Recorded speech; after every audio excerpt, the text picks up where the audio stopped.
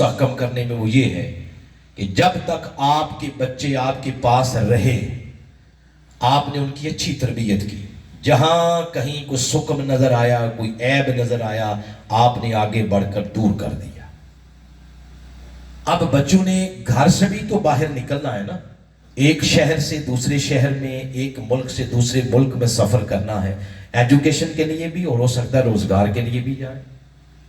اب آپ کے پاس کیا گارنٹی ہے، کیا سند ہے کہ دوسرے ملک میں جا کر، دوسرے شہر میں جا کر ان کا عقیدہ وہ سنبھلا رہے گا، ایمان سنبھلا رہے گا، جو تربیت ہم نے گھر سے کی تھی اس پہ کوئی حرف نہیں آئے گا۔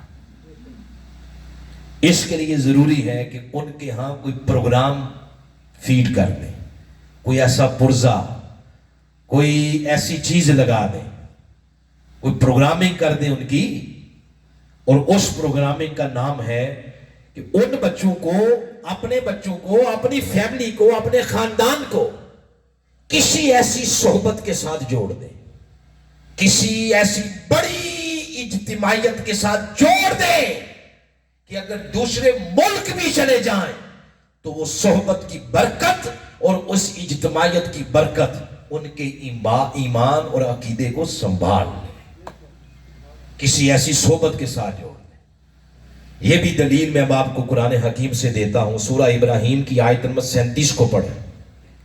ابراہیم علیہ السلام جب اسماعیل علیہ السلام کو اور اپنی زوجہ محترمہ حضرت حاجرہ علیہ السلام کو بے آب و گیا ریگستان میں چھوڑنے کے لیے گئے اور چھوڑ کے واپس آئے تو یہ دعا کر رہے تھے، ربنا انی اسکنت من ذریتی بواد غیر ذی زرع، اے میرے اللہ، میرے رب، میں اپنے بچوں کو وہاں چھوڑ کے جا رہا ہوں جہاں ایک ریگستان ہی ریگستان ہے، بے آب ہو گیا ریگستان، کوئی انسانی آبادی نہیں، بواد غیر ذی زرع، بے آب ہو گیا ریگستان ہے، اور کس کے سہارے؟ فرمایا عند بیتک المحرم، تیرے گھر کے پڑوس میں ان کو بسا کے جا رہا ہوں۔ یہ جو تیرے گھر کا پڑوس ہے نا، اس گھر کے پڑوس کی صحبت، اس کی برکت ان کو سنبھال لے گی۔ یہ دلیل آ گئی۔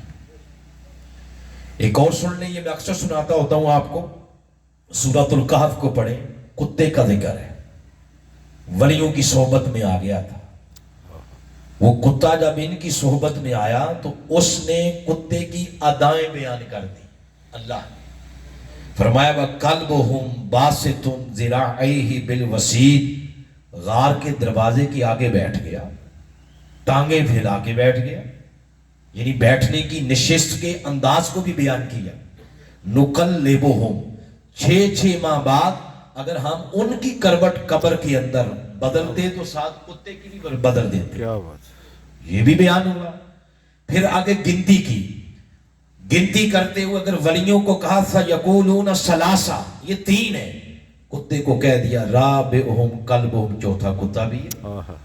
اگر ولیوں کو کہا وَيَقُولُونَ خَمْسَةٌ، 5 ہے، کتے کو کہا سَادِسُهُمْ كَلْبُهُمْ، چھٹا کتا بھی ہے۔ ولیوں کو کہا وَيَقُولُونَ سَبْعَ، 7، کتے کو کہا وَالثَّامِنُهُمْ كَلْبُهُمْ، 8واں کتا بھی ہے۔ یعنی دیکھیں اگر آپ کا کوئی بندہ کھڑا ہو کے کہے کہ یہ 250 300 مرد بیٹھے ہیں اور 100 ادھر عورتیں بیٹھی ہیں، اور کوئی یہ کہے کہ باہر کوئی 10 کتے بھی بیٹھے ہیں، تو بندہ کہے گا یار اس کو لے چلو ہسپتال، اس کے دماغ کا علاج کروا۔ بندوں کو گن رہے ہیں، کتوں کو نہیں گن رہے۔ تو بندوں میں کتوں کا شمار نہیں ہوتا، ہم نہیں کرتے، اس نے کیا ہے۔ تو نے مولا کیوں کیا؟ اس نے فرمایا اگر تو کتا ہوتا نا، صرف کتا ہوتا، صرف کتا، میں ذکر ہی نہ کرتا، وہ صرف کتا نہیں تھا، قلبہم، وہ ان کا کتا تھا۔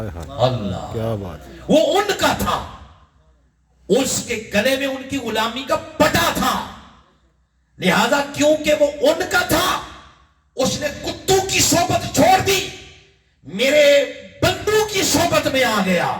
تو میں نے کرم یہ کیا کہ جہاں جہاں بندوں کا ذکر کیا وہاں وہاں کتے کا بھی ذکر کر دیا۔ کیا بات، کیا بات۔ تو مولا یہ واقعہ پہلی امتوں کا ہے، تو ہمیں کیوں سنا رہا ہے؟ کیا بات، ہمیں کیوں سنا رہا ہے؟ تو فرمایا وَاصْبِرْ نَفْسَكَ مَعَ الَّذِينَ، تمہیں اس لیے سنا رہا ہوں کہ تمہارے لیے بھی حکم ہے کہ تم بھی اپنے آپ کو جوڑ لو. کن کے ساتھ؟ الذین جمع ہے، یعنی اس اجتماعیت کے ساتھ جوڑ لو. یدعون ربہم بالغداۃ والعشی، صبح و شام جو رب کے نام کی مالا جپتے ہیں. اگر آپ چاہتے ہیں کہ گھر میں تو برائی کا دروازہ بند ہو ہی گیا تھا، لیکن بچے باہر جائیں تو باہر بھی برائی کا دروازہ بند، اور بند مطلب بند.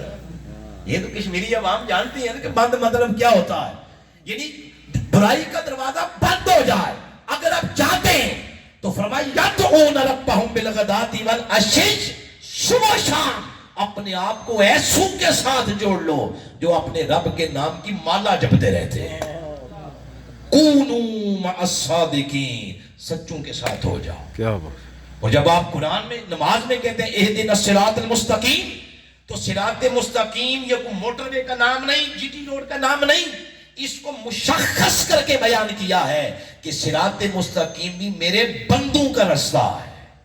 اب ان کے ساتھ جڑ جاؤ. بڑے ہیں اللہ کے بندے اس وقت دنیا میں، بڑے ہیں. بندہ کس کس کا نام لے،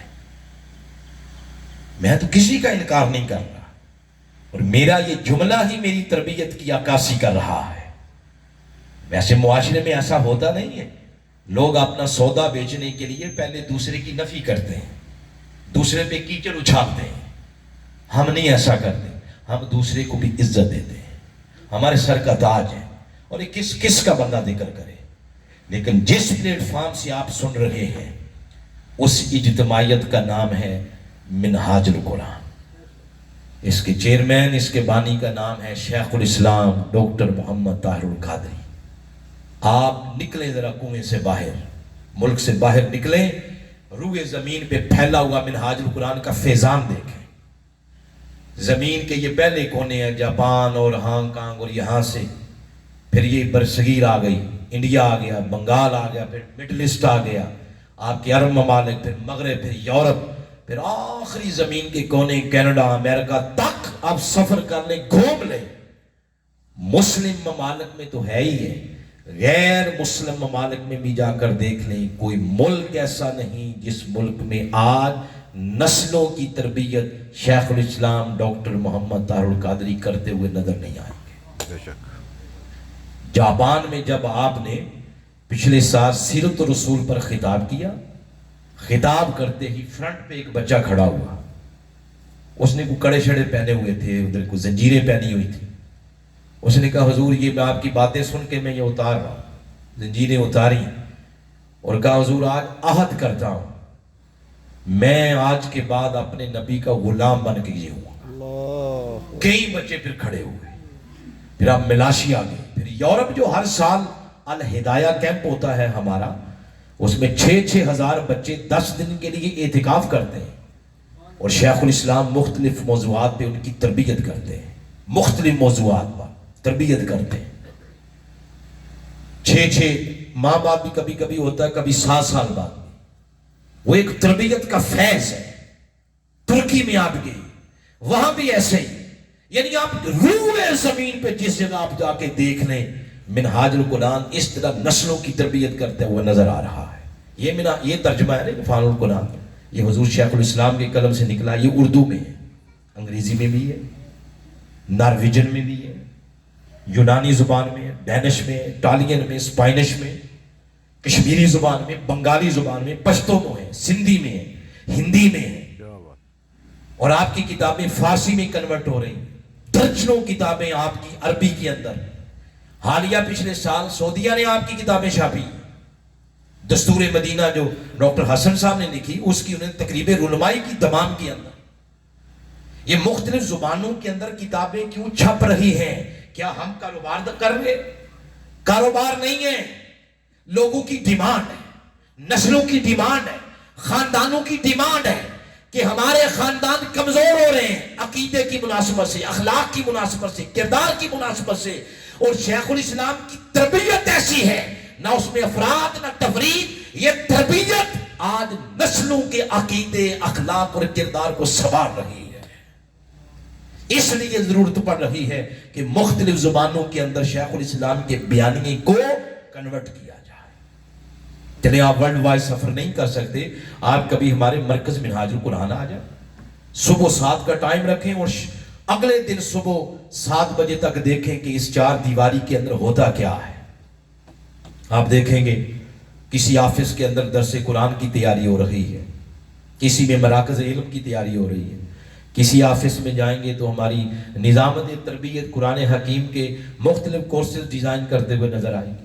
ویمن لیگ کے آفس میں جائیں، وہ حدیث مبارکہ اور تربیت کے کورسز ڈیزائن کرتی ہوئی نظر آئیں گی باجیاں. ویلفیئر کے آفس میں جائیں، وہاں دکھی انسانیت کے دکھ دور کرنے کی بات ہو رہی ہے.